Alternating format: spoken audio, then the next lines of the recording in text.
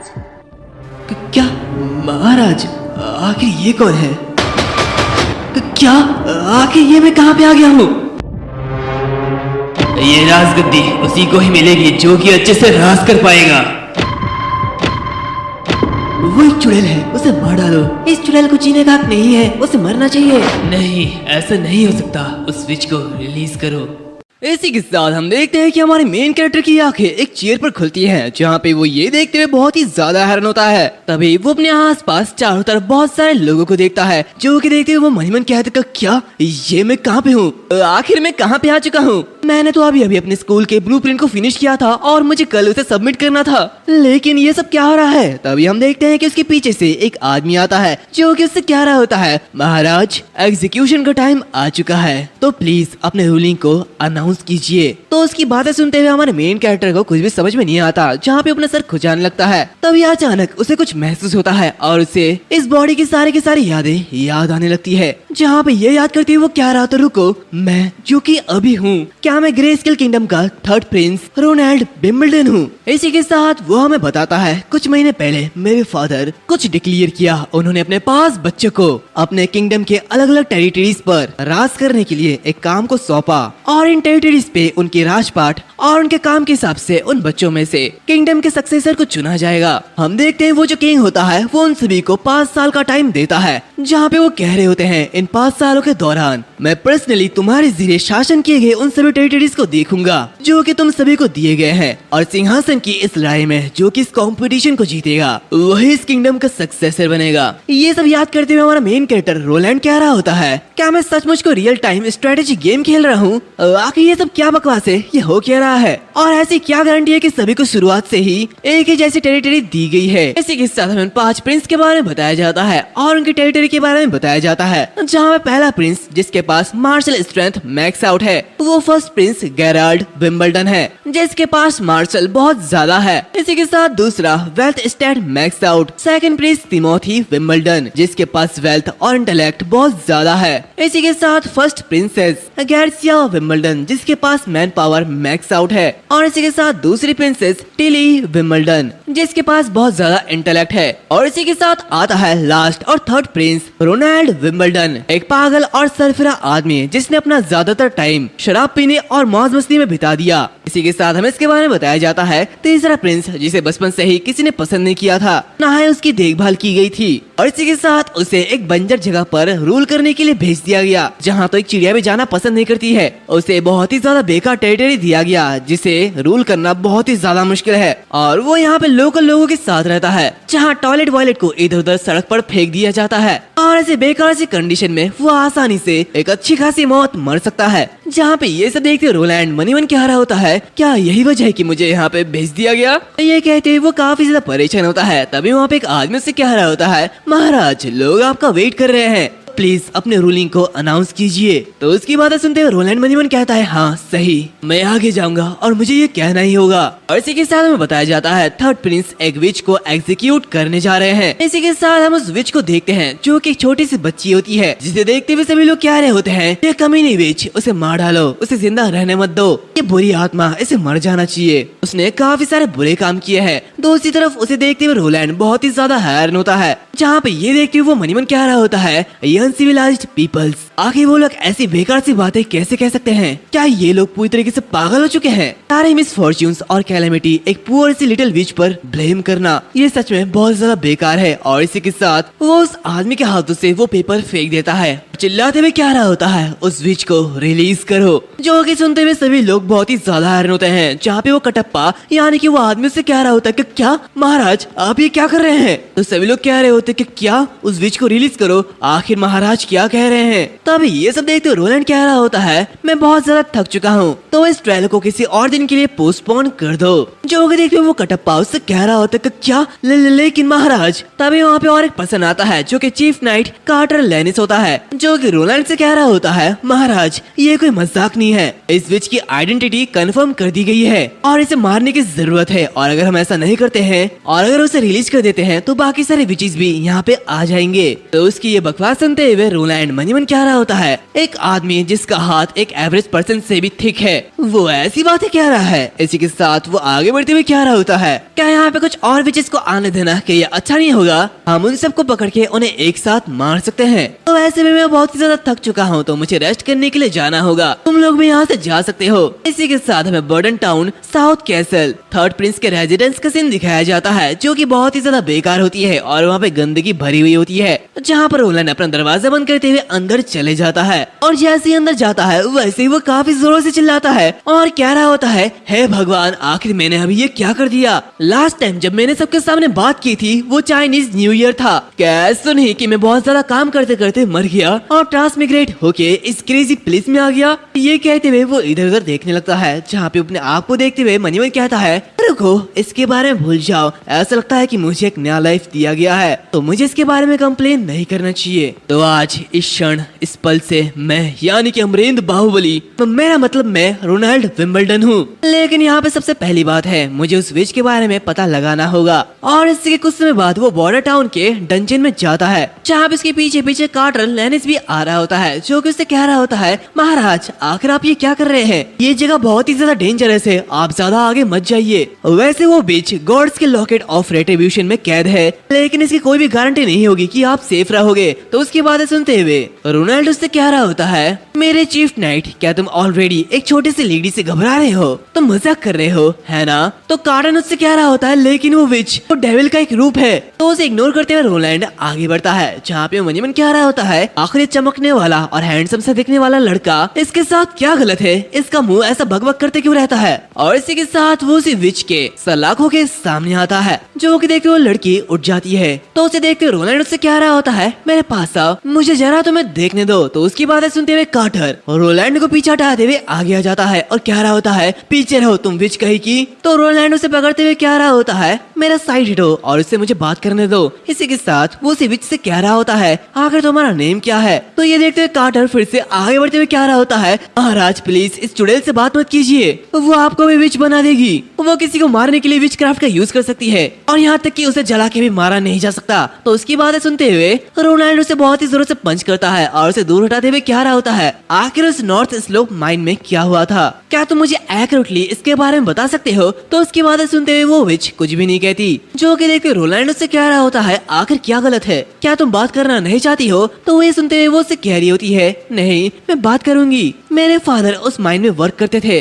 लेकिन एक दिन वो गुफा में फंस गए, लेकिन एक और माइनर ने इस अपॉर्चुनिटी को ले लिया और मेरे फादर के सभी चीजों को छीन लिया। इसी के साथ हम देखते हैं कि उस जगह में एक पर्सन आता है, जो कि उसे चोर से फाइट करने लगता है और उसे कह रहा होता है, तुम कमीने थीफ कहीं के। ये कहते हुए वो उससे फाइट करने लगता है, लेकिन वो जो दूसरा पर्सन होता है वो उसे बहुत ही इजीली हरा देता है और ये पर्सन उसी विच का अंकल होता है, जिसका नाम एंसेगर होता है। जहाँ पे उस समय वो विच भी वहाँ पर मौजूद होती है, जहाँ पे वो चोर उस एंसेगर को मारने वाला होता है, जो कि देखते हुए वो विच काफी ज्यादा घबरा जाती है। तभी वो चोर कह रहा होता है, मेरे रास्ते पर आने की सजा यह है, तुम्हें मरना ही होगा। जो कि देखते हुए वो लड़की बहुत ही जोरों से चिल्लाती है और तभी वहाँ पे बड़ा सा धमाका होता है, जहाँ पे हम देखते हैं कि वो जो चोर होता है वो पूरी तरीके से जल जाता है। जहाँ पे उसके अंकल एंसेगर ये देखते हुए काफी ज्यादा हैरान होते हैं। वो कहते हैं, एना आखिर तुमने ये क्या किया, क्या तुमने विचक्राफ्ट किया, ये सब क्या है। इसी के कुछ समय बाद हम देखते हैं कि एना उन सबको बाहर लेके आती है, जहाँ पे वो अपने अंकल से कह रही होती है, प्लीज इसके बारे में किसी से भी मत बताना कि मैं एक विच हूँ, मैं आपसे भीख मांगती हूँ। तो उसकी ये सारी बातें सुनते हुए रोलैंड उससे कह रहा होता है, तो तुम्हारे साथी ने तुम्हारा रिपोर्ट कर दिया, इसी वजह से तुम यहाँ पे हो है ना।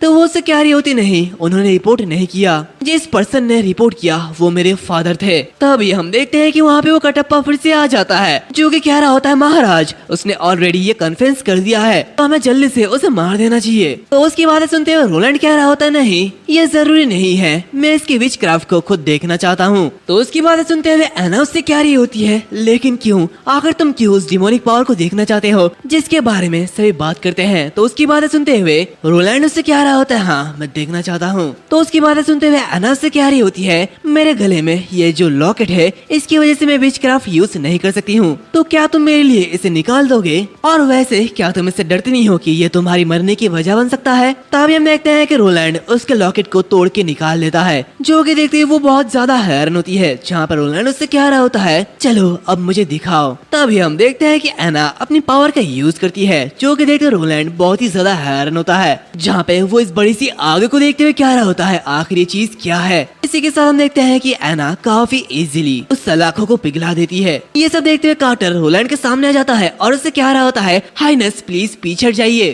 तो ये देखते हुए रोलैंड कह रहा होता है, तो क्या ये एक विच की पावर है? तभी कार्टर एना से कह रहा होता है, अपनी दूरी बनाए रखो तुम कमीनी विच कहीं की। दूसरी तरफ ये सब देखते हुए रोलैंड मनी मन कह रहा होता है, इसमें कोई भी हैरानी की बात नहीं है कि कार्टर ने ऐसा क्यों कहा कि वो जल नहीं सकती। आखिर वो फायर से कैसे हट हो सकती है जबकि वो खुद ही एक फायर है। तभी वो आग बुझ जाती है, जो कि देखते सभी लोग कह रहे होते हैं, क्या ये खत्म हुआ? वो फायर खत्म हो चुकी है। दूसरी तरफ ये सब देखते रोलैंड मनी मन कह रहा होता है, तो क्या इस दुनिया में एक्चुअली मैजिक एग्जिस्ट करती है? तो इसका मतलब ये विच कितनी ज्यादा कीमती है। तभी एना से कह रही होती है, मैंने अब आपके क्यूरियोसिटी को सेटिस्फाइड कर दिया है महाराज, तो प्लीज मुझे मार डालिए। इसी के साथ हम देखते हैं कि उसके कपड़े फट जाते हैं। तभी रोलैंड आगे बढ़ता है और अपना जैकेट निकालते हुए उसे ढक देता है, जहाँ पे वो उससे कह रहा होता है, नहीं लेडी एना, मैं तुम्हें हायर करने का डिसाइड करता हूँ। ये कहते हुए वो अपना हाथ उसकी तरफ आगे बढ़ाता है और इसी के साथ में the second law of thermodynamics के बारे में बताया जाता है, जहाँ पे में बताया जाता है दूसरा इफेक्ट पैदा किए बिना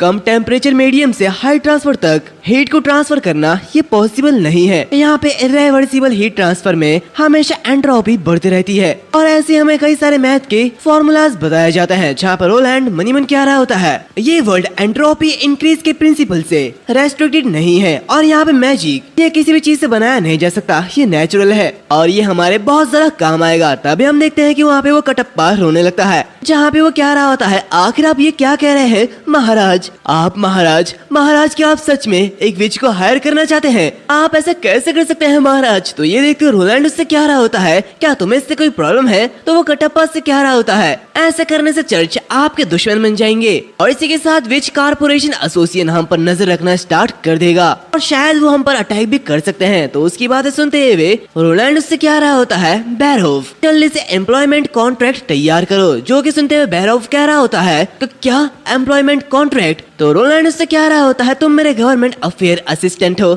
है ना, तो मुझे ये मत बताओ कि तुम इसके बारे में नहीं जानते हो। मैं फॉर्मली लेडी एन्ना के साथ वर्किंग रिलेशनशिप बनाना चाहता हूँ और प्लीज कोई लेडी एन्ना के रहने के लिए जगह की तैयारी करो। और फिर इसके कुछ समय बाद हमें border town castle government affair office का सीन दिखाया जाता है, जहाँ पे हम बैरहोफ को देखते हैं जो कि रोलैंड के सामने आता है, जहाँ पे रोलैंड उससे कह रहा होता है, मुझे यकीन है कि तुम वो सब काम पूरा कर लोगे जो कि मैंने तुम्हें सिखाया है। तो बैरहोफ उससे कह रहा होता है, हाँ महाराज, उस विच को दोपहर में पब्लिक के सामने मार दिया गया है, यही कहना है ना? लेकिन महाराज आपने एक विच के लाइफ को बख्शा है, तो क्या ये एक बहुत ही बड़ा रिस्क नहीं है? इसी के साथ वो मनी मन कह रहा होता है, यह महाराज बहुत सारे प्रॉब्लम पैदा कर रहे हैं, आखिर हम क्या करेंगे? तभी रोलैंड उससे कह रहा होता है, मेरे डिसीजन पर क्वेश्चन मत उठाओ। जिस तरीके से मैं उस लेडी को देखता हूँ वो ना तो कोई डीमन है और ना ही कोई मॉन्स्टर। जो कि सुनते हुए बैरहोफ कुछ कहने वाला होते कि तभी रोलैंड उससे कह रहा होता है, बैरहोफ तुम्हें क्या लगता है कि बॉर्डर टाउन क्या ये एक अच्छी जगह है? तो उसकी बातें सुनते हुए वो उससे कह रहा होता है, नहीं मुझे नहीं लगता कि ये सही है। तो उसकी बातें सुनते हुए रोलैंड उससे कह रहा होता है, तुम बिल्कुल ठीक कह रहे हो, ये सिटी ये कचरे का ढेर है और ना ही इसमें कोई हाइजीन है और ना ही कोई ऑर्गेनाइजेशन, और इसी के साथ मेरे पास सेकंड प्रिंस के जैसा वेल्थ नहीं है और ना ही मैं आर्मीज के मामले में फर्स्ट प्रिंसेस से मुकाबला कर सकता हूँ। तो आखिर तुम क्या सोचते हो कि उन्हें हराने की मेरी चांसेस कितनी है? तो उसकी बातें सुनते हुए बैरहोफ घबराने लगता है। तभी रोलैंड उससे कह रहा होता है, बेसिकली ये बिल्कुल भी नहीं है, मेरे पास कोई भी चांस नहीं है कि मैं उनके सामने खड़े हो पाऊँ, लेकिन कुछ अलग करने की कोशिश करना इसमें क्या दिक्कत है? तो ये सुनते बैरहोफ घबराने लगता है। तभी रोलैंड उससे कह रहा होता है, जाओ बैरहोफ लेडी एना को मेरे सामने लेके आओ, मैं उसे देखना चाहता हूँ। इसी के साथ सीन चेंज होता है, हम लेडी एना को देखते हैं जो कि नहा रही होती है। अभी अचानक वहाँ पे बैरहोफ आ जाता है और उसे देखते हुए कह रहा होता है, महाराज आपको देखना चाहते हैं, मतलब आपको कुछ नए कपड़े पहनने होंगे। जो कि सुनते हुए वो काफी ज्यादा हैरान होती है और कह रही होती है, क्या मुझे कुछ पहनना होगा। इसी के कुछ समय बाद हम देखते हैं कि वो अच्छे खासे कपड़े पहनते हुए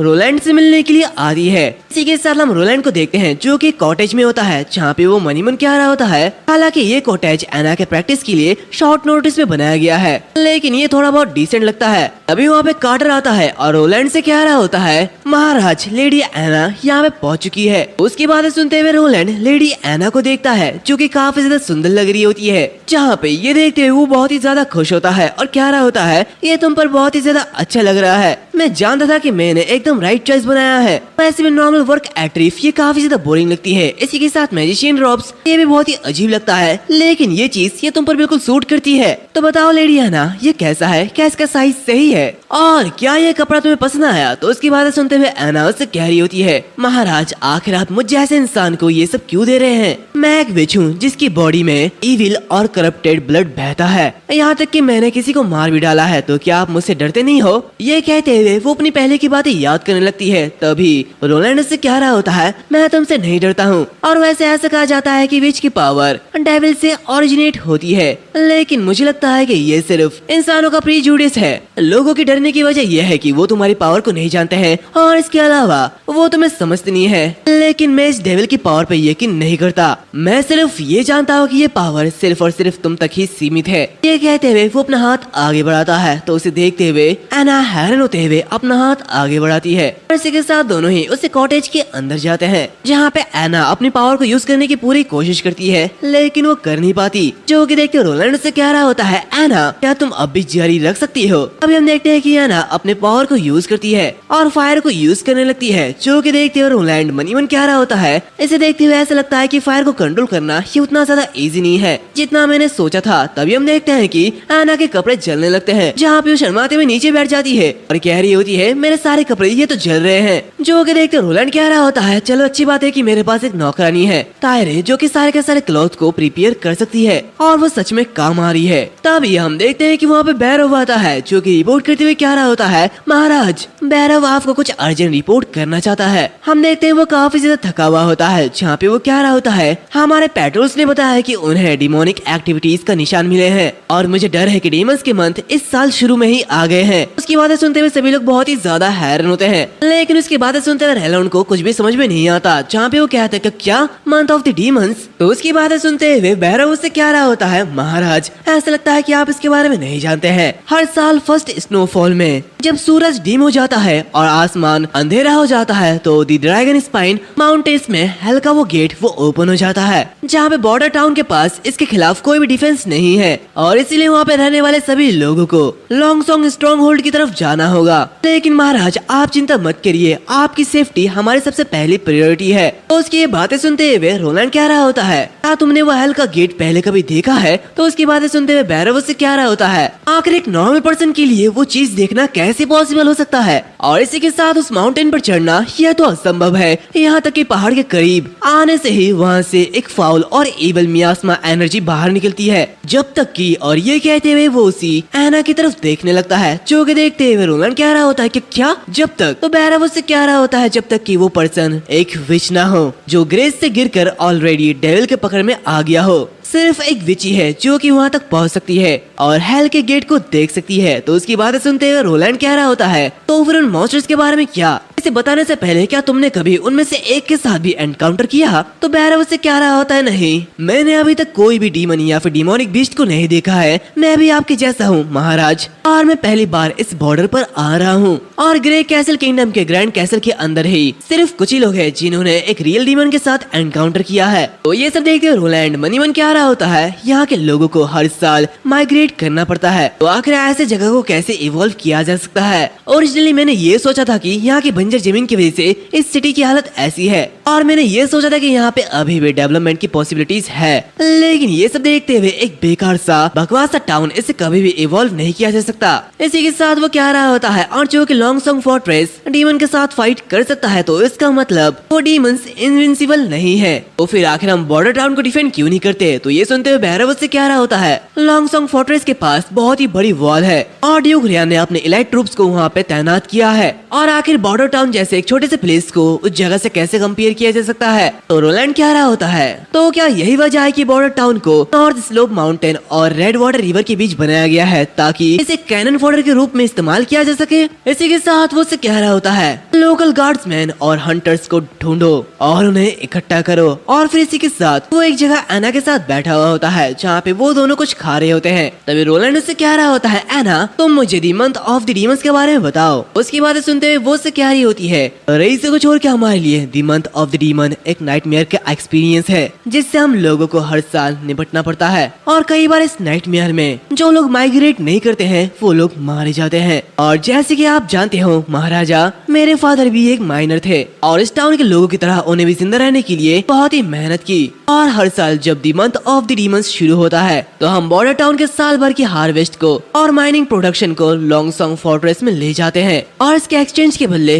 वो हमें रहने देते हैं। और इस मंथ में माइग्रेट करने वाले लोग लॉन्गसॉन्ग फोर्ट्रेस के टेम्पररी शेल्टर में रह लेते हैं, लेकिन अनफॉर्चुनेटली जो लोग ऐसा नहीं कर पाते हैं तो वो मारे जाते हैं। इसी के साथ लॉन्गसॉन्ग फोर्ट्रेस के सिटी ऑफिसर ने हमें ये बताया है कि उस साल हमने जो भी ओट्स को प्रोड्यूस किया था वो सिर्फ 3 महीने के खाने के लायक ही था और वो तभी हमें खाना देंगे जब ओट्स का नेक्स्ट बैच वहाँ तक पहुँचेगा। लेकिन the month of the demons बीता नहीं और फोर्ट्रेस के बाहर सिर्फ मौत ही लोगों का इंतजार कर रही थी। और इसी के साथ फोर्ट्रेस के अंदर भी सिचुएशन इतनी अच्छी नहीं थी, हमें दिया गया खाना ये सब कुछ बेकार था और इससे ताकतवर लोग कमजोरों को अपना शिकार बनाते हैं और ऐसे कई सारे केसेस सामने आए हैं। लेकिन ऑफिशियल्स इसे इग्नोर कर देते हैं जहाँ पे कई सारे लोग तो कुछ मंथ तक जिंदा रहने में भी कामयाब नहीं रहते। तो ये देखते रोलैंड उससे कह रहा होता है एक यंग लेडी के रूप में तुम्हारे लिए और तुम्हारे फादर के लिए ये बहुत ही ज्यादा मुश्किल रहा होगा। तो ये सुनते हुए वो कह रही होती है उस समय भी वो मेरे लिए बहुत ज्यादा प्रोटेक्टिव थे, जहाँ 25 गोल्ड रॉयल्स। मेरे फादर बस ये सोच रहे थे कि आखिर जिंदा कैसे रहा जाए। तो उसकी ये सारी दुख भरी बातें सुनते हुए रोलैंड उससे कह रहा होता है अब ऐसा मंथ कभी नहीं होगा, मैं वादा करता हूँ अब तुम्हें कोई भी दिक्कत नहीं आएगी। इसी के साथ वो वहाँ के लोगों से कह रहा होता है बैरोफ आखिर वो कहाँ पे है, उसे जल्दी से यहाँ पे समन करो। मैंने उसे जो कमांड दिया था मुझे उसके प्रोग्रेस को चेक करना है। और इसी के कुछ समय बाद हमें border town government affair office का सीन दिखाया जाता है जहाँ पे बैरोफ वहाँ पे मौजूद होता है और इसी के साथ वहाँ पे कुछ गार्ड्स भी आए हुए होते हैं जो कि देखते रोलैंड कह रहा होता है क्या ये वो लोग हैं जिन्हें मैंने तुम्हें ढूंढने के लिए कहा था। उसकी बातें सुनते हुए बैरन कह रहा होता है हाँ मुझे यही मिले हैं। और इसी के साथ हम देखते हैं कि वो जो दोनों पर्सन होते हैं उनमें से एक person guard of the north slope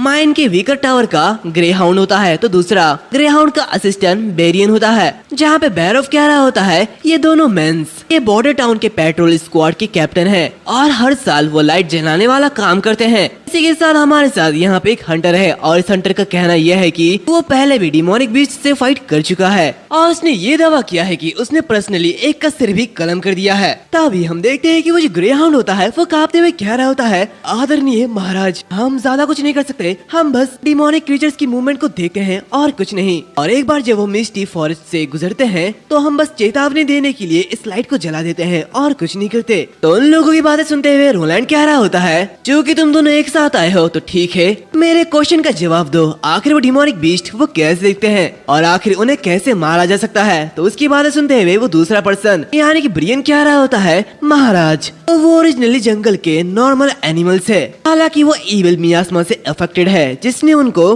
फ्रोसियस और मैनिक बना दिया, लेकिन उन्हें अभी भी आसानी से मारा जा सकता है। हर साल जब ये डिमोनिक मंथ एंड होता है तो लॉन्गसॉन्ग फोर्ट्रेस के लोग इसे साफ करने के लिए एक फोर्स को भेजते हैं। तभी हम देखते हैं कि वो जो दूसरा पर्सन होता है यानी कि वो हंटर वो आगे बढ़ता है और कह रहा होता है इससे डरने की कोई भी जरूरत नहीं है महाराज, मैं पहले भी डिमोनिक बीस्ट को मार चुका हूँ और वो भी एक नहीं बल्कि मैंने 2 डिमोनिक बीस्ट को मारा है। ये कहते हुए वो रोलैंड के सामने झुक जाता है तो उसे देखते हुए रोलैंड मनी मन कह रहा होता है यारा जैसे कि एक आदमी से एक्सपेक्टेड है जो कि एक साथ 2 डिमोनिक बीस्ट को मार सकता है। इसकी बातें सुनते हुए तो ऐसा ही लगता है। तभी हम देखते हैं कि वो बैरव रोलैंड से कह रहा होता है ये रीजन का एक हंटर है और इसका नाम आयरन एक्स है और उसे ऐसा इसलिए कहा जाता है क्योंकि वो मोजिन क्लैन के जायंट्स के लाइनेज को खत्म कर सकता है। तभी वो आयरन एक्स कह रहा होता है उनमें से एक बीस्ट डिमोनिक बोर स्पीशीज था और दूसरा डिमोनिक वल्फ स्पीशीज। तो उसकी बातें सुनते हुए रोलैंड से कह रहा होता है है स्पीसीज से तुम्हारा मतलब क्या है? तो आयरन एक्स उससे कह रहा होता है स्पीसीज ये वो वर्ड है जिससे कि हम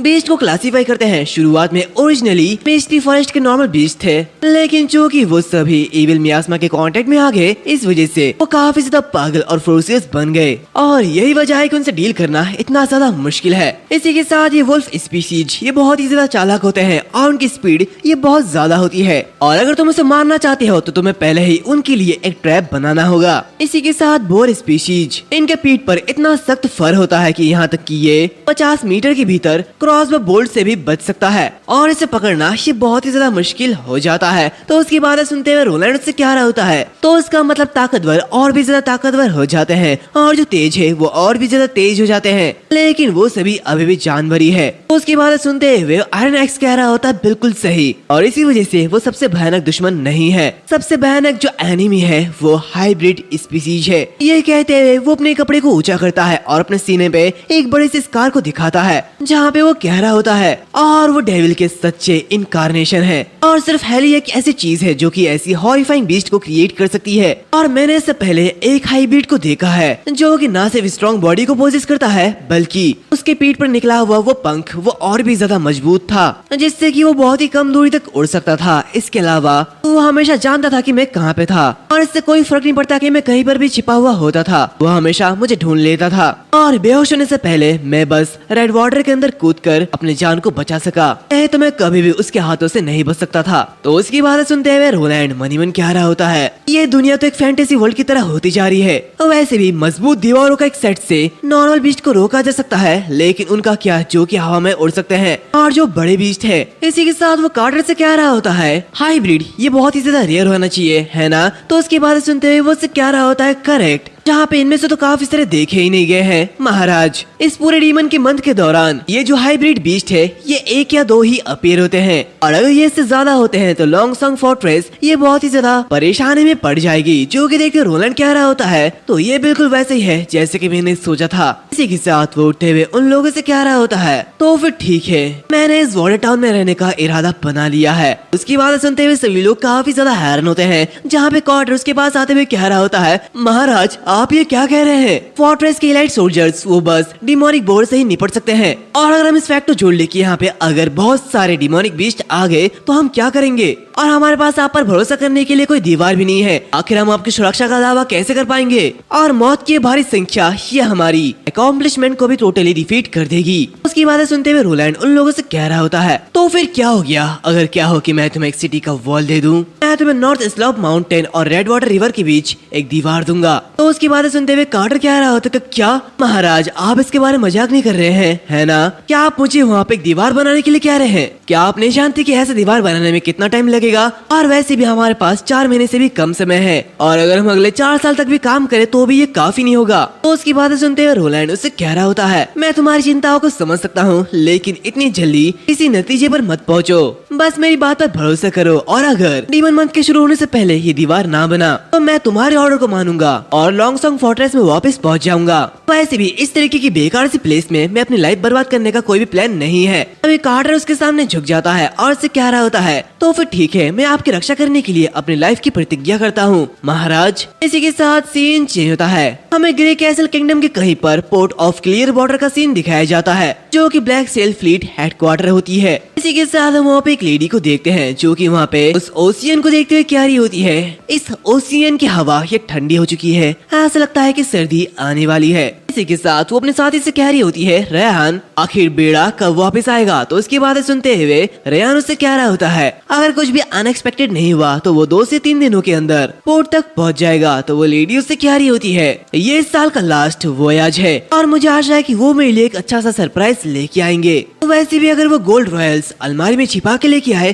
तो ये एक पत्थर जैसी यूजफुल होगी। सिर्फ गोल्ड रॉयल्स को खर्च करके ही तुम उनका रियल वैल्यू पता लगा पाओगे। ऐसे चलो बहुत तेज हवा चल रही है, यहाँ से अंदर जाते हैं। इसी के साथ वो प्लेस ऑफ क्लियर वाटर के अंदर जाती है, जिसे गैरेसिया की प्लेस से जाना जाता है, जहाँ पर रायन उससे कह रहा होता है, महारानी कुछ ऐसा है जो कि मेरे समझ में नहीं आता। राजा के जरिए सिंहासन के लिए लड़ाई की घोषणा करने से पहले आखिर आपने इसके बारे में कैसे पता लगा लिया। उसकी बातें सुनते हुए वो लेडी उससे कह रही होती है, प्रेडिक्शन। मुझे बिल्कुल भी नहीं पता था कि मेरे डैड इस तरीके की बात सामने लेके आएंगे, जो कि मेरे डार्लिंग ब्रदर तिमोथी को राजगद्दी में बिठाने के लिए होगा। और क्या राजा ने ये नहीं कहा था कि जो पर्सन टाइडरी पर सबसे अच्छे से राज करेगा वही सक्सेसर होगा। तो मुझे लगता है कि इस ब्लैक स्केल फ्लीट को देखने के बाद तुम मेरे प्लान को समझ चुके होंगे रेयान। उसकी बातें सुनते हुए रेयान उसे जहाज को देखने लगता है, जहाँ पे वो मनीमन क्या रहा होता है। तो उसने ये जहाज इसलिए बनाया, ये ना सिर्फ बिना टैक्स लगाए लूटपाट करके पैसे इकट्ठा करने के लिए है, बल्कि इसका यूज एक्सपीरियंस सेलर और फ्रोसियस वॉरियर्स को अट्रैक्ट करने के लिए और इसके स्कीम के पॉपुलर फिगर को सपोर्ट करने के लिए है। तो ये ग्रे कैसल की फर्स्ट प्रिंसेस और थ्रोन की थर्ड हायर ग्रेसिया विंबलडन है। वो एक ऐसी वुमन है जो कि थ्रोन पर कब्जा करने के लिए उसकी इनसाइट और स्ट्रेंथ पर भरोसा करती है। तभी ग्रेसिया कह रही होती है, वैसे सुनो, अब इन चीजों को अलग रखो, वैसे मैंने सुना है कि हमारी जो छोटी छोटी प्लान थी वो फेल हो गई है। तो रायन कह रहा होता है, हाँ अनफॉर्चुनेटली ऐसा हो चुका है। यहाँ पे बॉर्डर टाउन से सिर्फ एक ही न्यूज है कि बताया गया है कि वो जो पॉइजन है वो फेल हो चुका है, और यहाँ पे कोई दूसरी न्यूज नहीं है। तो उसकी बातें सुनते हुए ग्रेसिया कह रही होती है, अगर यहाँ पे कोई न्यूज नहीं है तो प्रोबेबली इसका मतलब ये है कि मेरे ब्रदर्स ने जासूसों को मार डाला है, और ये बिल्कुल वैसे ही है जैसे कि हमें उम्मीद थी। और मुझे इसकी उम्मीद नहीं थी कि मेरा प्यारा सा छोटा भाई वो अभी भी सेफ होगा। सच में मैं इससे थोड़ा सा डिसअपॉइंट हूँ। वैसे गाइस ये रोलैंड की बात कर रही है। हम देखते हैं रायन उसकी बातें सुनते हुए कह रहा होता है, किंगफिशर ने ये बताया है कि उन्होंने उसे अपने आंखों से जहर खाते हुए देखा है। तो वो उससे कह रही होती है, इससे कोई फर्क नहीं पड़ता कि उसने क्या देखा, फेलर मतलब फेलर है और मैं कोई बहाना नहीं सुनना चाहती हूँ। और वैसे भी जल्दी डेमन ऑफ मंथ शुरू होने वाला है और मेरा वो ब्रदर वो लॉन्गसोंग फोर्ट्रेस में रहने वाला होगा। बिल्कुल सही कहा ना। और जब वो डिमोनिक बीस्ट उन पर इन्वेड करेंगे तो वो फोर्ट्रेस अस्त व्यस्त हो जाएगा, और जब ऐसा हो रहा होगा तो किंगफिशर से ये कहना कि उसे खत्म करने का मौके का फायदा उठाए। और हाँ, वो जो पिल्स थे वो अल्केमिस्ट से खरीदी गई थी, है ना। तो बताओ आखिर उनका उस समय क्या दावा था, क्या ये कलरलेस, टेस्टलेस और पानी में घुल जाता था? और अगर ऐसे कुछ भी नहीं है तो उसकी मौत जरूर होगी। इसी के साथ सीन चेंज होता है। हम एना को देखते हैं जो कि एक जगह बैठे हुए कुछ पढ़ रही होती है। तभी उसके सामने एक प्रीस्ट आता है और उससे कह रहा होता है, एना आज तुम फिर क्या पढ़ रही हो? क्या ये कोई रईसों की कविता है या फिर कोई रिलीजन डेवलपमेंट के बारे में हिस्ट्री? उसकी बातें सुनते हुए एना उससे कह रही होती है, हेलो टीचर कार्ल वैन बेट। तो अभी हम देखते हैं कि कार्ल काफी ज्यादा हैरान होता है, जहाँ पे इसके आसपास के लोग कह रहे होते हैं, वो कमीनी औरत, इसे मार डालो, ये एक चुड़ैल है, इसे मरना चाहिए। तभी हम देखते हैं कि इसकी आँख खुलती है और वो मनी मन कह रहा होता है, मैंने फिर से एना को फांसी में चढ़ते हुए वो सपना देखा। ये सच में बहुत ज्यादा बेकार था। अगर एना जैसे प्योर लड़की को भी दूषित किया जा सकता है। और ऐसी वो कई सारी बातें करता है, जहाँ पे वो मनी मन कह रहा होता है, हे भगवान आखिर ट्रू इविल क्या है, क्या आप उसे साफ रूप से देख सकते हैं? तभी हम देखते हैं कि वहाँ पे एक छोटी सी लड़की आती है जो कि उससे कह रही होती है, टीचर मुझे लगता है कि मेरी बॉडी में कुछ गड़बड़ है, क्या मुझे भी एना की तरफ फांसी में लटका दिया जाएगा? तो उसकी बातें सुनते हुए टीचर कार्ल कह रहे होते हैं, नहीं नहीं तुम अच्छी लड़की हो, टीचर तुम्हें हमेशा प्रोटेक्ट करेंगे। इसी के साथ हम देखते हैं कि वो बाहर आता है, जहाँ पे वो आगे बढ़ते हुए मनी मन कह रहा होता है, जब स्टोन मेशन एसोसिएशन को तबाह कर दिया तब मैं खड़ा नहीं हुआ, जब एना को फांसी दे दी गई तब भी मैं खड़ा नहीं हुआ, और अब मैं नाना के साथ ऐसा नहीं होने दे सकता, मुझे कुछ न कुछ करना ही होगा। तभी से कुछ लोगों की आवाज आती है जो कि कह रहे होते हैं, ये सब क्या है? तो हर एक पर्सन कह रहा होता है, ये इतनी अच्छी बात है, मैं यकीन नहीं कर सकता, मुझे अंदर जाकर देखने दो। और एक पर्सन कह रहा होता है, फोर्थ प्रिंस सच में इस समय बॉर्डर टाउन के कंस्ट्रक्शन के लिए लोगों को भर्ती करना चाहते हैं, जिसमें stone grinder, mud craftsman, handyman और ऐसे कई सारे लोग हैं जिनकी अच्छी खासी जॉब है। और एक पर्सन कह रहा होता है, क्या ये फेक है या फिर रियल? क्या इसमें खाना और शेल्टर भी शामिल होगा? और आखिर वो हमें एक दिन के लिए कितना पे करेंगे? और ऐसे हम देखते हैं कि उस बोर्ड के सामने कई सारी भीड़ लगी हुई होती है और उस बोर्ड में एक वर्क नोटिस लगी हुई होती है। यहाँ पे बताया जाता है प्रिंस बॉर्डर टाउन के कंस्ट्रक्शन के लिए लोगों को रिक्रूट करना चाहते हैं, और यहाँ पे कई सारी वेरियस जॉब है, जैसे स्टोन ग्राइंडर जिसमें ओनली मेल और 20 से 40 ईयर के बीच तक होना चाहिए, तभी आप इस जॉब को कर पाओगे। और ऐसे ही यहाँ पे कई सारी जॉब है, जैसे मड क्राफ्टर, हैंडीमैन, स्टोन मैशन और ऐसे कई सारे जॉब। तो इसे देखकर टीचर कार्ल काफी ज्यादा हैरान होते हैं, जहाँ पे वो उसके साइन को देखता है जो कि रोलैंड विंबलडन का होता है। ये देखते वो कह रहा होता है, ऐसा कहा जाता है कि उनके महाराजा की सोच अनोखी है, उनकी पर्सनैलिटी ये आम लोगों से अलग है और वो हॉली चर्च को एक्सट्रीमली डिसलाइक करते हैं। हालांकि इस बात की भी ज्यादा पॉसिबिलिटीज ये है कि मुझे उस विच की शादी समझा जाएगा और शायद मुझे भी फांसी चढ़ा दिया जाएगा।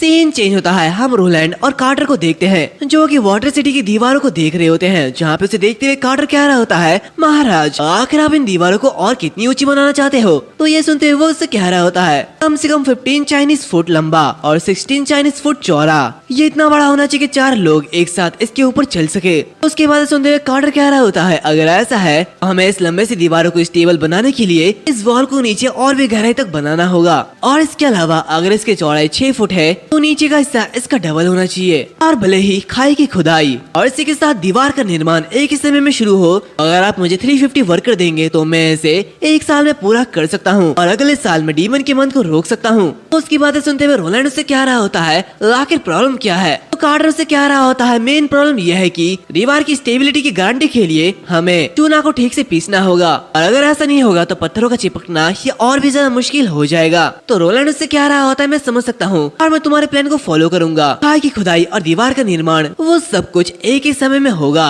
और इसके बारे में तुम्हें चिंता करने की कोई भी जरूरत नहीं है। वैसे भी ग्रे कैसल एल्केमी वर्कशॉप के लेटेस्ट प्रोडक्ट सीमेंट ये तुम्हें सरप्राइज कर देगा। तो उसकी बातें सुनते हुए वो से कह रहा था, क्या सीमेंट? अब ये चीज क्या है? इसी के कुछ समय बाद हमें border town cement burning room का सीन दिखाया जाता है, जहाँ पे कार्टर रोलैंड से कह रहा होता है, महाराज तो क्या आप जिस सीमेंट की बात कर रहे हो क्या वो इस रूम में सच में बनाया जा सकता है? तो उसकी बातें सुनते हुए रोलैंड मनी मन कह रहा होता है, सीमेंट का प्रोडक्शन ये काफी ज्यादा सिंपल है और इसी के साथ रॉ इंग्रेडिएंट्स ये बहुत ही ज्यादा कॉमन है। हालांकि मुझे इसका स्पेसिफिक टेम्परेचर याद नहीं है और इसी के साथ इस दुनिया में टेम्परेचर को कंट्रोल करने के लिए कोई भी रिलायबल मशीन नहीं है। तो अभी हम देखते हैं कि आना वहाँ पे दरवाजा खोलती है, जहाँ पे हम देखते हैं कि वो नहा रही होती है, जो कि देखते रोलैंड कार्टर से कह रहा होता है, कार्टर तुम बस यहीं पर ही रुको। इसी के साथ वो एना को देखते हुए मनीमन कह रहा होता है, हालांकि सीमेंट को सिर्फ इस विच के जरिए ही बनाया जा सकता है। इसी के साथ वो उसे पहनने के लिए कुछ कपड़े देता है, जहाँ पे इसे पहनते हुए एना से कह रही होती है, महाराज मैं आपको निराश नहीं होने दूंगी। इसी के साथ हम देखते हैं कि उनके सामने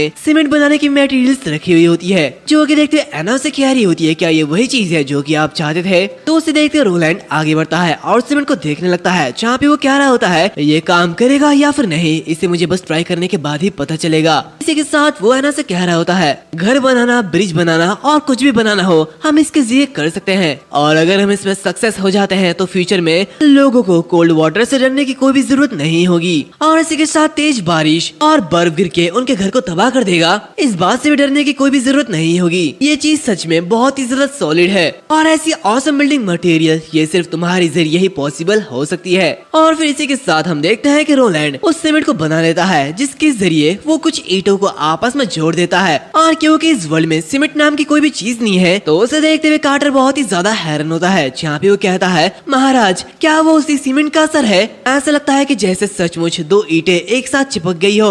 उसकी बातें सुनते हुए रोलैंड उसी पत्थर को देखने लगता है, जहाँ पे वो मनीमन कह रहा होता है, ये चीज बहुत अच्छी है और ये नॉर्मल हार्ड क्ले से बिल्कुल अलग है। अभी हम देखते हैं कि कार्टर उसे अलग करने की कोशिश करता है, लेकिन वो ऐसा कर नहीं पाता। उसे ऐसा करते हुए देख रोलैंड उससे कह रहा होता है, कार्टर अपने आप कितना ज्यादा बिजी मत करो, सीमेंट की इस टफनेस को मैं पहले ही मोटे तौर पर समझ चुका हूँ और हमारा इस बार का प्रोडक्शन ये बहुत ही ज्यादा सक्सेसफुल रहा। तो उसे देखते हुए कार्टर कह रहा होता है, तो क्या ये सीमेंट का असर है? सच में ये तो कमाल का है। अभी अभी तो ये पिघली हुई मोमबत्ती की तरह थी, लेकिन एक ही रात के अंदर ये एक पत्थर की तरह सख्त हो गई, और इस चीज से हम बहुत ही तेजी से दीवार बना सकते हैं। और जब तक हमारे पास अच्छे खासे पत्थर है हम 5 साल के अंदर पूरे के पूरे किंगडम के आसपास एक बड़ी सी वॉल क्रिएट कर सकते हैं। तो उसकी बात सुनते हुए रोलैंड उससे कह रहा होता है, लेकिन आखिर इसका क्या यूज है? इससे कोई फर्क नहीं पड़ता कि दीवार चाहे कितनी भी बड़ी क्यों ना हो, ये हमें दीवार के अंदर के दुश्मनों से कभी नहीं बचा सकता।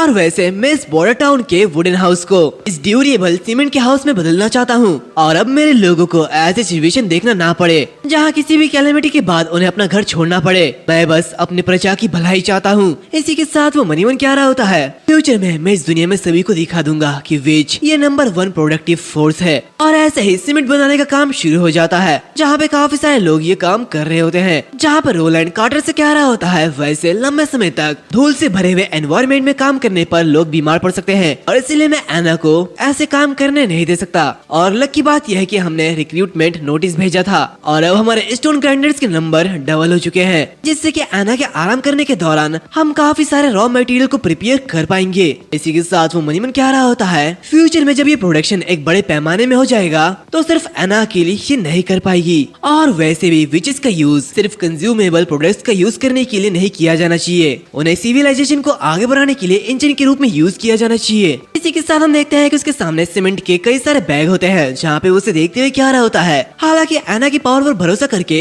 हमने सीमेंट से रिलेटेड प्रॉब्लम को तो हल कर दिया, लेकिन अभी भी कई सारी प्रॉब्लम्स बाकी है। और वैसे भी ये दीवार बनाना ये उतना आसान नहीं है जितना कि मैंने सोचा था। तभी कार्टर कह रहा होता है, लेकिन महाराजा क्योंकि आपने पहले दिन के काम के दौरान वर्कर के साथ गड्ढा खोदने के लिए खुद भी काम किया, तो इसी वजह से अभी जो वर्कर है वो बहुत ही मेहनत से काम कर रहे हैं। तो उसकी बातें सुनते हुए रोलैंड क्या रहा होता है, हाँ हालांकि उन्होंने बहुत ही ज्यादा मेहनत की है, लेकिन फिर भी नॉर्थ स्लोप पर टेढ़ा मेढ़ा गड्ढा ही खोदा गया है, जिससे कि दीवार और भी ज्यादा लंबी हो जाएगी। इसी के साथ वो अपने सर पे हाथ रखते हुए मनीमन क्या रहा होता है, हालांकि पास्ट लाइफ में मुझे और मेरे सामने वाले सिविल इंजीनियर को दो इंजीनियरिंग डॉग्स कहा जाता था, और जो चीज हमने समझी थी वो इंजीनियरिंग से काफी ज्यादा दूर थी। और इस तरीके की सिविल इंजीनियरिंग प्रॉब्लम सच में मुझे ये सारी चीजें समझ में नहीं आती है। आज यहाँ पे कोई प्रोफेशनल आता जो कि ये सब सोचने में मेरी मदद करता। तभी हम देखते हैं कि वहाँ पे बैरव आता है और इससे क्या रहा होता है, महाराजा यहाँ पे आपके लिए कुछ है, मुझे आपको कुछ रिपोर्ट करना है। तो उसकी बातें सुनते हुए रोलैंड उससे क्या रहा होता है, बताओ आखिर ये रिपोर्ट क्या है।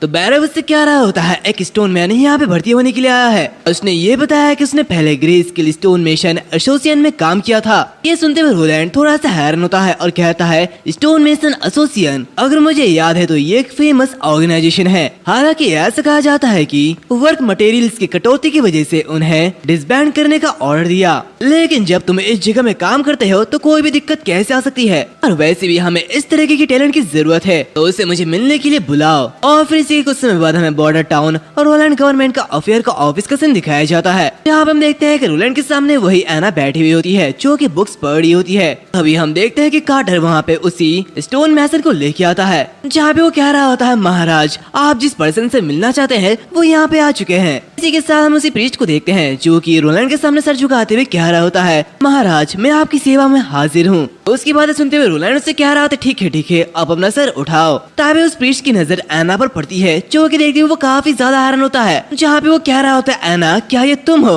उसे ये कहते हुए देख कार्टर और रोलैंड दोनों ही बहुत ही ज्यादा हैरान होते हैं, जहाँ पे दूसरी तरफ एना उसे देखते हुए कह रही होती है, क्या टीचर आप यहाँ पे। तभी ये सब देखते हुए रोलैंड कार्टर से कह रहा होता है, कार्टर जल्दी से डोर को ब्लॉक करो, ये बच के जाने ना पाए। इसी के साथ हम देखते हैं कि कार्टर डोर के सामने खड़े हो जाता है, जहाँ पे ये देखते रोलैंड मनीमन कह रहा होता है, क्या ये कोई बहुत ही बड़ा कोइंसिडेंस नहीं है, एक रैंडम स्टोन मैसन जिसे मैंने रिक्रूट किया वो एक्चुअली विच का नाइबोर है। दूसरी तरफ वो स्टोन मैसन उसके सामने झुक जाता है और कह रहा होता है, ये तो तुम ही हो एना, मैं तुमसे माफी चाहता हूँ, तुम अभी भी जिंदा हो, ये तो बहुत ही ज्यादा बढ़िया है। तो उसे ऐसा कहते हुए देख रोलैंड मनीमन कह रहा होता है, हालांकि देखने में ऐसा नहीं लगता कि वो एना के लिए हानिकारक है, शायद इसमें कोई सीक्रेट छिपा हुआ हो। इसी के साथ वो उस स्टोन मैसन से कह रहा होता है, घबराओ मत, अपने इमोशन को शांत करो और फिर मेरे क्वेश्चन का जवाब दो, क्या तुम एक स्टोन मैसन नहीं हो।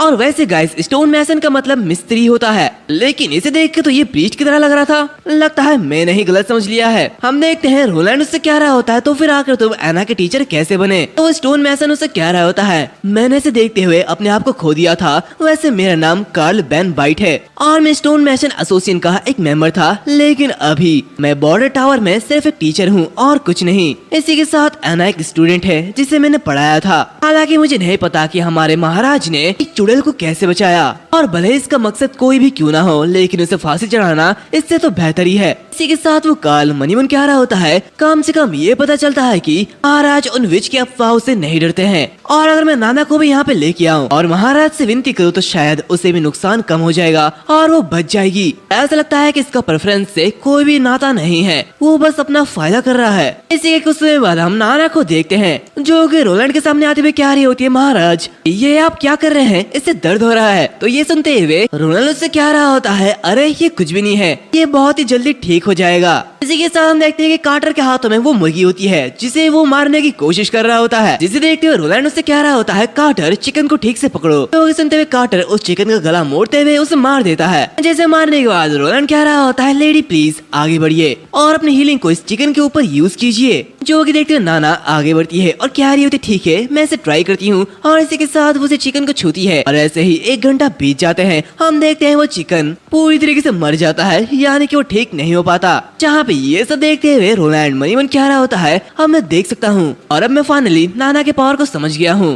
बॉडी के डैमेज हिस्सों को ठीक कर सकती है, हालांकि उसकी पावर एक नए अंग को ग्रो कर सकती है, लेकिन अगर वो अपनी पावर का उस अंग पर यूज करती है जो कि बॉडी से जुड़ा हुआ है, तो वो कटा हुआ भाग वो पूरी तरीके से ठीक हो सकता है। इसका मतलब इसके पास हीलिंग मैजिक है और इससे लाइफ और मौत को वापस लाने का कोई भी रास्ता नहीं है। एक बार जब एक मुर्गी मर गई तो वो मर ही गई, वो वापस ठीक नहीं हो सकती, वो बस छोटे मोटे चोटों को ठीक कर सकती है। इसी के साथ वो कार्टर से कह रहा होता है ठीक है कार्टर, इस चिकन को रसोई में वापस भेज दो, हम इसे पका के खाने वाले हैं। दूसरी तरफ ये सब देखते हुए नाना रोने लगती है, जहाँ पे वो गुस्सा आते हुए कह रही होती है महाराज आप बहुत ज्यादा कर रहे हैं। तो रोलैंड उससे कह रहा होता है चिंता मत करो और इसके बजाय अच्छा खासा खाना खाओ, और इसी के साथ वो तीनों खाना खाने के लिए बैठ जाते हैं, जहाँ पर रोलैंड उन दोनों को काफी अच्छा खासा खाना खिलाता है। जो कि देखते नाना तो बहुत ही ज्यादा हैरान होती है। जहाँ पे ऐसे ही शाम हो जाती है, जहाँ पे हम देखते हैं कि नाना वहाँ से जाने लगती है और रोलैंड को हाथ हिलाते हुए बाय कहती है, जो कि देखते रोलैंड भी उसे बाय कहता है। तभी आना उससे कह रही होती है आखिर आपने उसे रहने क्यों नहीं दिया, बिल्कुल मेरी तरह, वो भी तो एक विच है ना। उसकी बातें सुनते हुए रोलैंड उससे कह रहा होता है उसका अभी भी एक परिवार है और अब तक उसके परिवार को पता नहीं चला है कि वो एक विच है। आना उससे कह रही होती है ये सिर्फ वक्त की बात है। तो उसकी बातें सुनते हुए रोलैंड उससे कह रहा होता है हाँ तुम सही हो, ये सिर्फ वक्त की बात है, लेकिन उसका फैमिली अभी तक ये चीज खोज नहीं पाया है, तो उसे ऐसे ही रहने दो। और वैसे तुम्हें क्या, तुम्हें अपने फादर की याद नहीं आती? तो वो उसे कह रही होती बिल्कुल नहीं। तभी रोलैंड उससे कह रहा होता है नाना पाइन वो अक्सर यहाँ पे आते रहेंगी, और दरअसल मेरा इरादा यह है कि वो अपनी पावर को ट्रेन करे और उसके लिए वो हर दिन यहाँ पे आए, और तुम भी उसके जैसा बनना चाहते हो है ना, अकेडमी में वापस जाने और दूसरे बच्चों के साथ सीखना चाहते हो है ना। जब तक मैं यहाँ पे हूँ एक दिन ऐसा आएगा जब तुम सभी नॉर्मल लोगों की तरह एक साथ रह सकोगे, और वो दिन जरूर आएगा और मैं इसकी गारंटी देता हूँ। इसी के कुछ समय बाद हम देखते हैं कि वो अपने ऑफिस में बैठा हुआ होता है, जहाँ पे वो मनी मन कह रहा होता है जब से कार्ल वैन वेट ने दीवार बनाने का प्रोजेक्ट अपने हाथ में लिया है, ऐसा लगता है कि मैं बहुत ज्यादा आजाद हो चुका हूँ। हर दोपहर में मैं 2 चुड़ैलों के साथ प्रैक्टिस करते हुए गार्डन में चाय पीता हूँ, और कभी कभी मैं दीवार का काम देखने के लिए नॉर्थ स्लोप माउंटेन की ओर जाता हूँ। हालांकि लास्ट में इन दोनों वीक्स में ये जो प्रोग्रेस है ये काफी तेजी से बढ़ रहा है। तभी हम देखते हैं कि वहाँ पे भैरव आता है और आते हुए कह रहा होता है महाराज हाल ही में वर्कर्स के रिक्रूटमेंट का खर्च ये काफी ज्यादा बढ़ चुका है, और ये सारा का सारा पैसा आपकी जेब से लिया गया है, और अगर ऐसे चलता रहा तो कैलकुलेशन के अकॉर्डिंग हम अगले साल के पतझड़ तक ही टिक पाएंगे। तो उसकी बातें सुनते हुए रोलैंड बहुत ही ज्यादा हैरान होता है, जहाँ पे वो मनी मन कह रहा होता है आखिर मैं क्या करूँ, मैं तो बहुत ही ज्यादा गरीब हूँ। तो उसे ऐसा बिहेव करते हुए देख भैरव मनी मन कह रहा होता है हाल ही में 4th प्रिंस ये बिल्कुल अलग दिख रहे हैं। ग्रे स्केल में 4th प्रिंस रोलैंड बिना किसी गलतफहमी के जो चाहता वो करता था, जहाँ पे उसकी रेपुटेशन इतनी ज्यादा बुरी थी कि हर कोई उसके रेपुटेशन के बारे में जानता था। और अगर महाराज विंबलडन ने ये वादा नहीं किया होता कि वो मुझे ऑफिशियल फाइनेंस मिनिस्टर के रूप में चुनेंगे, तो मैं बस यहाँ से चला गया होता और कभी काम नहीं करता। और जब मैं पहली बार बॉर्डर टाउन में पहुंचा था तो महाराज ने यहाँ के सभी नॉवल को ऑफिन कर दिया था, और यहाँ तक कि थ्रोन के फाइटिंग के बारे में तो छोड़ो, वो तो इस बॉर्डर टाउन में भी रूल करना नहीं चाहता था। यहाँ एडमिनिस्ट्रेटिव पोजीशन को यहाँ के कुछ लोगों के जरिए मैनेज किया जाता था जिन्हें ग्रे स्केल से लाया गया था, लेकिन उस विच को बचाने के बाद से महाराज पूरी तरीके से अलग बिहेव कर रहे हैं, जैसे कि मानो ये प्रिंस एक्सप्लेनर हो। तभी हम देखते हैं कि रोलैंड कह रहा होता है सिर्फ मेरे पैसे पर भरोसा करके बॉर्डर टाउन को बनाना ये काफी नहीं है, और इसी के साथ बॉर्डर टाउन की इनकम ये बहुत ही ज्यादा बेकार है। और ऐसे ही वो कई सारे प्रॉब्लम्स के बारे में बातें करता है, जहाँ पे वो कह रहा होता है तो सबसे पहले हमें बॉर्डर टाउन के इनकम को इम्प्रूव करने के बारे में सोचना चाहिए। तो उसकी ये सारी बातें सुनते हुए बैरो बहुत ही ज्यादा हैरान होता है, जहाँ पे मनी मन कह रहा होता है क्या हाइनेस, क्या इन्हें सच में डेविल ने पोजेस कर लिया है?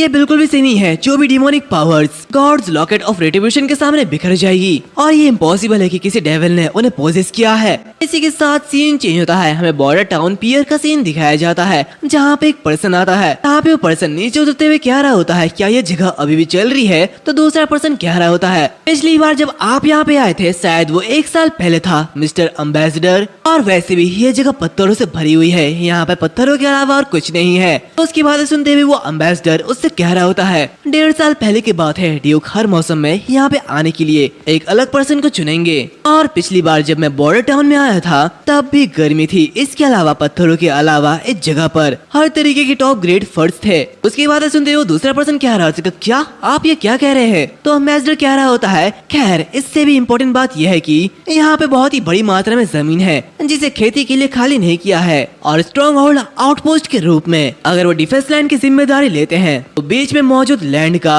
वाइड एक्सपेंड इंटीग्रेटेड हो जाएगा। तभी अचानक वो दूसरा पर्सन कह रहा होता है वैसे आखिर ये आंगन खाली क्यों है? इसी के साथ हम देखते हैं कि वहाँ पे एक जगह होती है जहाँ पे चारों ओर से लकड़ियों से बॉर्डर दिया जाता है, लेकिन वहाँ पे कोई घर नहीं होता। जहाँ पे वो पर्सन कह रहा होता है आखिर सब क्या है? क्या बॉर्डर टाउन को हमारे लिए यहाँ पे ऑलरेडी कुछ प्रिपेयर नहीं करना चाहिए? हमने तो ऑलरेडी उनसे सौदा किया था कि हम यहाँ पे आने वाले हैं। तो उसकी बातें सुनते हुए वो एम्बेसडर उससे कह रहा होता है ये सब छोड़ो, सबसे पहले यहाँ के महाराज को देखने के लिए महल पे चलते हैं। इसी के साथ वो दोनों आगे बढ़ने लगते हैं जहाँ पे दूसरा पर्सन कह रहा होता है मिस्टर एम्बेसडर अभी हमें क्या करना चाहिए? क्या ऐसा तो नहीं कि बॉर्डर टाउन के पास एक नया ट्रेडिंग पार्टनर आ गया हो और क्या उन्होंने विलो टाउन के ओर्स को सेल कर दिया है? शायद डेफिनेटली उस फुलिश और सेल्फिश फोर्थ प्रिंस का आइडिया होगा। तभी वो एम्बेसडर उसे शांत रहने के लिए कहता है। तभी वो पर्सन सामने देखते हुए कह रहा होता है देखो वो तो विलो टाउन का बोट है। इसी के साथ हम देखते हैं कि उनके सामने एक बड़ा सा बोट होता है जो कि आगे की तरफ जा रहा होता है। तो उसे देखते हुए वो एम्बेसडर मनी मन कह रहा होता है अगर प्रिंस ने पहले ही उन टाउन्स के साथ कांटेक्ट कर लिया है जो इस चिसुई रिवर के लास्ट में है तो ऐसा लगता है कि मेरे पास बार्गेनिंग चिप की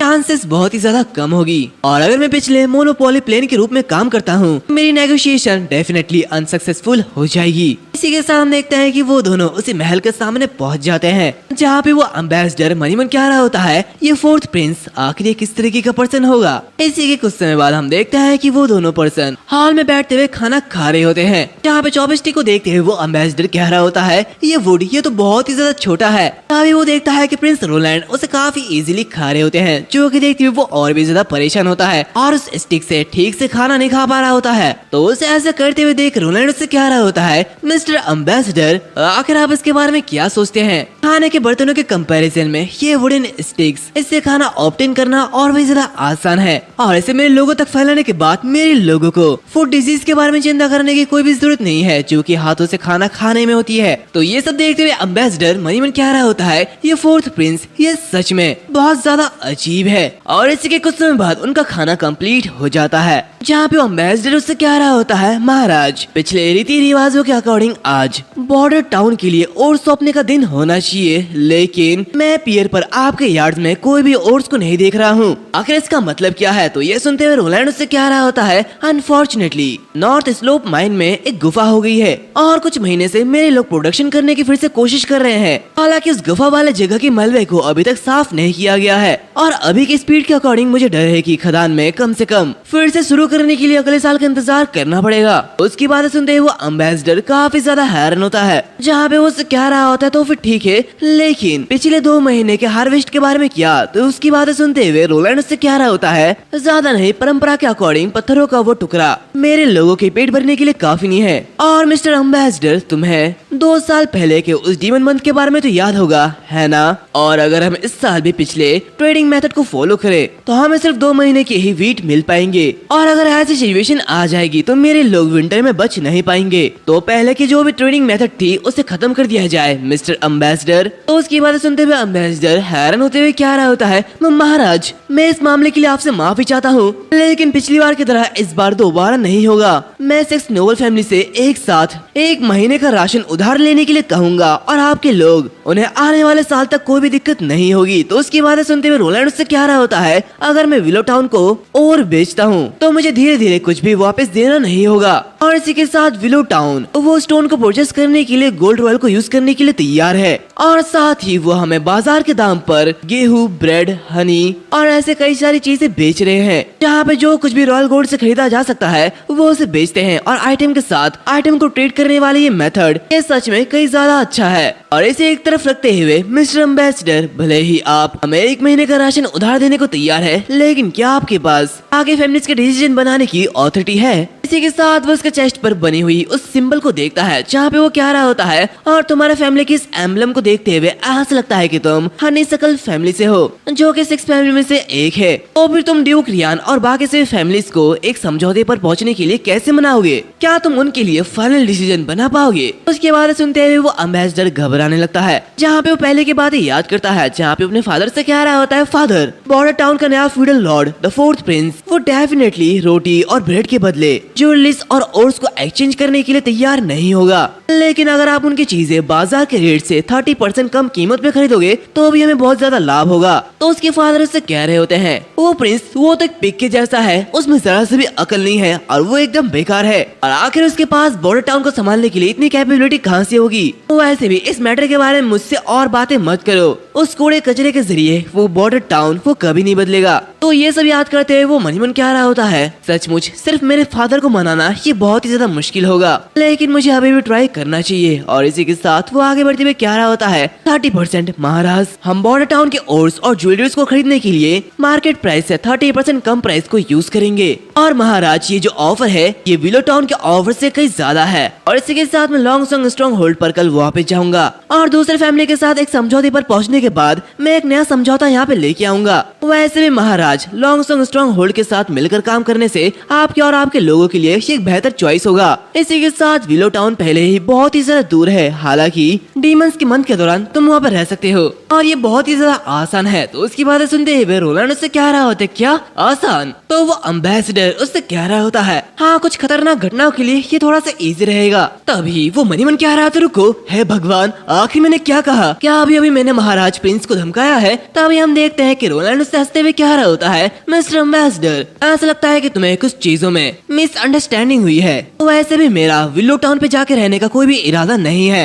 और ऑफ कोर्स मेरा लॉन्ग सॉन्ग होल्ड में जाने का इरादा भी नहीं है, और मैं कहीं और भी जाने नहीं वाला हूँ। तो उसकी बातें सुनते हुए वो एम्बेसडर से कह रहा था, क्या आप ये क्या कह रहे हैं? तो रोलैंड से कह रहा होता है, इस सर्दी के दौरान मैं बॉर्डर टाउन में ही रहूंगा और ये बॉर्डर टाउन ये जल्द ही ग्रे स्केल की नई बॉर्डर का किंगडम बन जाएगा, और वैसे मैं तुम्हें नॉर्थ स्लोप माउंटेन में बन रही दीवारों को दिखाने के लिए ले जा सकता हूँ। तो उसकी बातें सुनते हुए वो एम्बेसडर कह रहा होता है, क्या दीवार? आप ये क्या कह रहे हैं? मुझे कुछ भी समझ में नहीं आ रहा है। तो उसकी बातें सुनते हुए रोलैंड से कह रहा होता है, हाँ तुमने बिल्कुल सही सुना, ये दीवार 20 फीट ऊंची और 4 फीट चौड़ी है, जो कि चीसी रिवर और नॉर्थ स्लोप के बीच से जुड़ी हुई है, और इस बड़ी सी बॉल के साथ हम बॉर्डर टाउन के डिमोनिक बीस्ट को हरा सकते हैं। तो उसकी बातें सुनते हुए वो एम्बेसडर कुछ लोगों की बातें याद करने लगता है, जहाँ पे पर्सन कह रहा होता है, उस 4th प्रिंस ने सच में डिमोनिक मंथ से ठीक पहले दीवार को बनाना शुरू कर दिया है। ऐसा लगता है कि वो पूरी तरीके से पागल हो चुका है। तो वहाँ पे और एक लेडी कह रही होती है, मैंने सुना है कि उसने उन नीच लोगों के साथ खुदाई की और ये कहा कि वो एक दीवार बनाना चाहता है।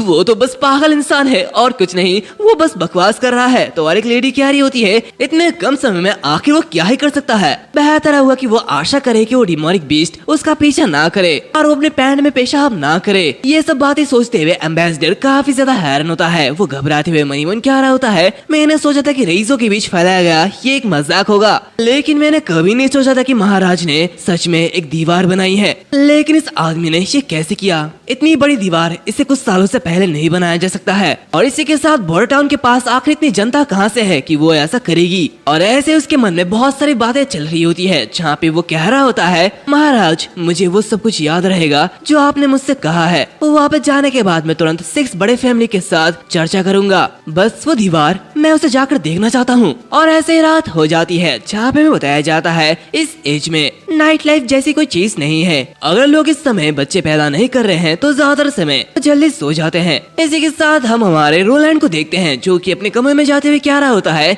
मेरे जैसे प्रिंस को कुछ नौकरानियों को अपने साथ ले जाने का अधिकार है, लेकिन मैं अभी बहुत ही ज्यादा ईमानदार हूँ तो मैं ऐसा नहीं करूँगा। इसी के साथ वो मनी मन कह रहा होता है, दरअसल बात यह है कि मैं बहुत ही ज्यादा दुबला पतला हूँ और मेरे पास खोलकर बोलने की हिम्मत नहीं है। अभी अचानक उसे कुछ महसूस होता है और वो पीछे घूमते हुए कहता है, क्या आखिर यहाँ पे कौन है? अभी वो देखता है कि उसके पीछे एक लेडी है, जो कि उससे कह रही होती है, मुझे उम्मीद नहीं थी कि लॉन्ग सॉन्ग स्ट्रॉन्ग होल्ड के वो एम्बेसडर वो अपने पैरों के बीच पूछ रखकर वापस चले जाएंगे। ऐसा लगता है जैसे 4th प्रिंस ने अपनी आस्तीन पे कुछ चालें रखी है। और इसी के साथ हम देखते हैं कि वो एक असैसिन होती है, जो कि देखते हुए रोलैंड बहुत ही ज्यादा घबरा जाता है और वो वहाँ से भागने की कोशिश करता है। लेकिन तभी हम देखते हैं कि वो असैसिन अपने चाकू से उसके ऊपर अटैक करती है और उसे रोक देती है, जहाँ पे वो उससे कह रही होती है, महाराज इतना ज्यादा इम्पल्सिव ना होइए, मैं यहाँ पे सिर्फ आपसे बात करना चाहती हूँ। उसे ऐसे करते हुए देख रोलैंड बहुत ही ज्यादा हैरान होता है, जहाँ पे मनी मन कह रहा होता है, क्या किसी पर्सन को रोकने और बात करने का क्या ये सही तरीका है?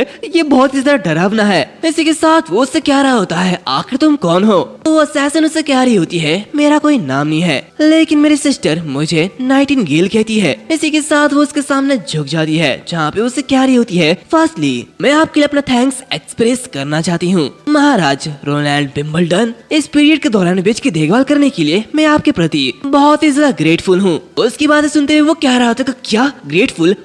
आखिर इसका मतलब क्या है? और इसी के साथ वो बैरव की बातें याद करता है, जहाँ पे बैरव उसे एक सिक्का दिखाता है, इसमें इल्यूमिनाटी या फिर कुछ विच के जैसे कई सारे सिंबल्स बने हुए होते हैं। जहाँ पे बैरव उससे कह रहा होता है, महाराज इस सिक्के के पैटर्न को तो देखिए, इसमें हॉली माउंटेन की आंख के रूप में कुछ बना हुआ है। ऐसा लगता है कि ये विच कारपोरेशन एसोसिएशन का एम्बलम है। आपको इस पर ज्यादा ध्यान देने की जरूरत है। वो कुछ ऐसे लोग नहीं है जिन्हें आपको उकसाना चाहिए, वो लोग बहुत ही ज्यादा खतरनाक है। तो ये सब याद करते हुए रोलैंड कह रहा होता है, तो तुम एक विच हो? तो वो लेडी यानी कि वो नाइटिंगेल उससे कह रही होती है, ओहो तो इसका मतलब महाराज सच में नॉलेजेबल है। उसकी बातें सुनते हुए रोलैंड उससे कह रहा होता है, तो तुम्हारे यहाँ पे आने का रीजन वो एना है ना? हालांकि मुझे नहीं पता कि तुम्हें ये जानकारी कहाँ से मिली है, लेकिन तुम्हारे आने में अब बहुत ज्यादा देर हो चुकी है। अगर मैं सचमुच उसे फांसी देना चाहता तो वो पहले ही मर चुकी होती। तो उसकी बातें सुनते हुए वो उससे कह रही होती है, मैं जानती हूँ, और अगर सचमुच आपने ऐसा किया होता तो मैं आपसे कभी भी बात नहीं करना चाहती। ये विच कारपोरेशन एसोसिएशन ये इस अपवित्र दुनिया में अपना हाथ डालना पसंद नहीं करता है। तो एक विच की वजह से एक प्रिंस को मारने की पॉसिबिलिटीज ये बहुत ही ज्यादा है। हालांकि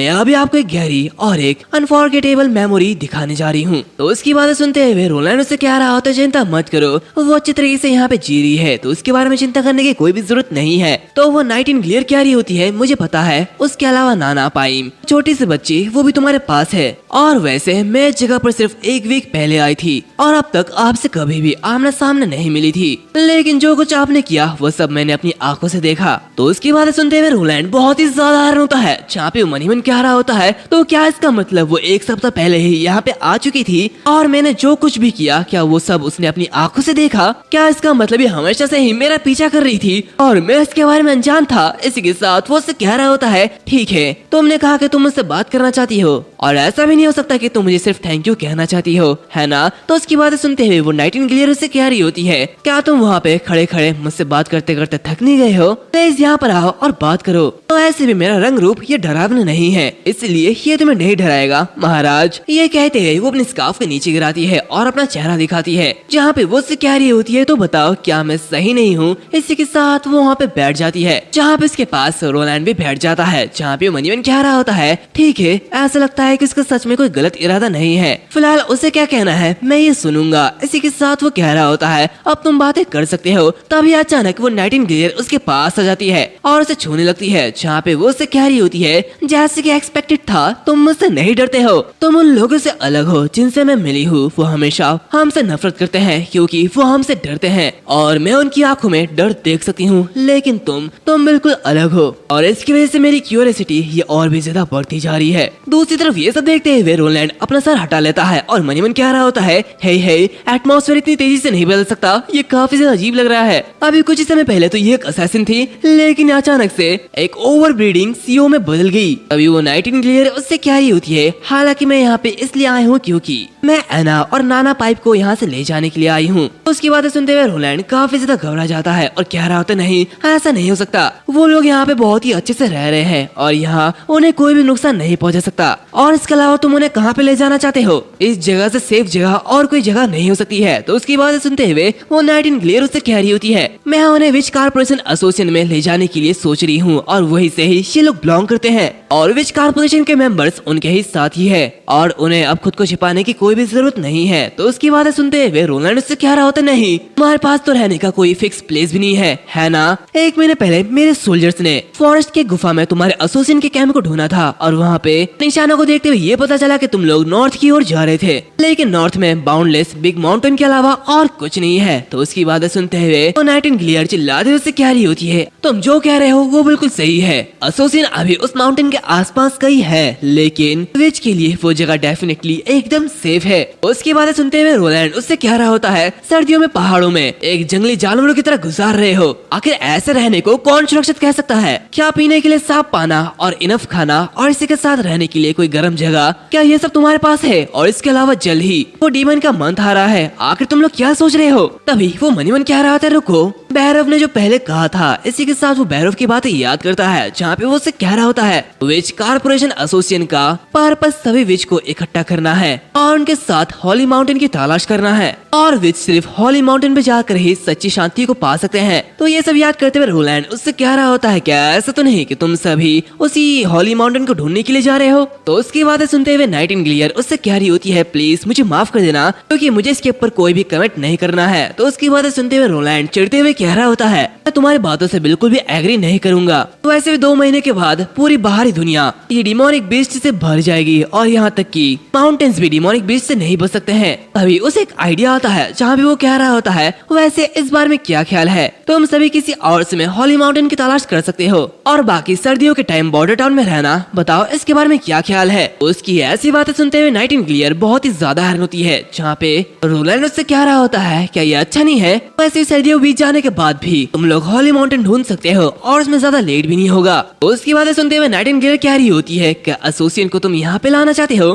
तुम सच में काफी ज्यादा इंटरेस्टिंग पर्सन हो। हालांकि महाराज, भले ही आप विच से नहीं डरते हो, लेकिन आपके लोग ये जरूर डरेंगे, और इसके अलावा जब हम अपने आप को रिवील कर देंगे तो चर्च के जो लैकी है वो जरूर हमें ढूंढने के लिए यहाँ पे आ जाएंगे। तो उसकी बातें सुनते हुए रोलैंड मनी मन कह रहा होता है, अगर हम विच की मदद से डीमन मंथ को आसानी से पार कर लेते हैं तो मेरे लोगों को यह एहसास हो जाएगा कि ये लोग बुरे लोग नहीं है। तभी वो नाइटिंगेल उससे कह रही होती है, हाँ यहाँ पे और एक बात है, एक और वजह है कि मैं उन्हें अपने साथ क्यों ले जाना चाहती हूँ। एना की उम्र पूरा होने वाली है। उसकी बातें सुनते हुए रोलैंड उससे कहता है कि क्या उम्र पूरी होने वाली है? तो वो उससे कह रही होती है, हाँ ये सही है महाराज, क्या आप जानते हैं कि हमें हमेशा डेविल के इनकारनेशन के रूप में क्यों देखा जाता है? ज्यादातर विच की अवेकनिंग ये डीमन मंथ के दौरान होती है, जो कि तब भी होता है जब हेल के गेट ओपन होने की रूमर फैलती है। और अगर नॉर्मली कहूँ तो उम्र का आना ये विच की डिवाइडिंग लाइन है। एक लेडी जो कि 18 साल की उम्र में अवेकन नहीं होती है, उसके लिए ओरिजिनली एक विच बनने की पॉसिबिलिटीज ये कम हो जाती है,